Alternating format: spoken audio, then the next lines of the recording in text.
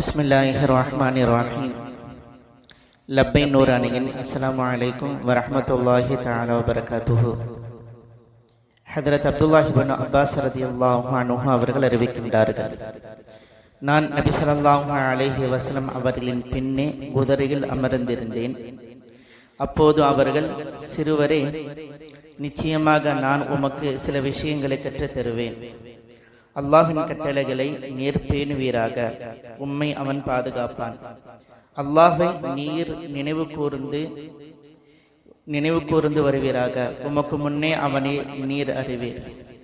நீர் கேட்டால் அல்லாஹ்விடம் கேட்பீராக, நீர் உதவி தேடினால் அல்லாஹ்விடமே உதவி தேடுவீராக. இந்த சமுதாயம் ஏதேனும் உமக்கு நன்மை செய்ய ஒன்று சேர்ந்தாலும் உமக்கு அல்லாஹ் எழுதி வைத்ததை தவிர வேறு எதையும் அவர்களால் கொடுக்க முடியாது.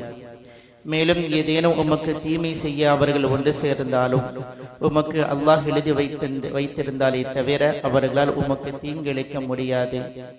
எழுதுகோள்கள் உயர்த்தப்பட்டு விட்டது,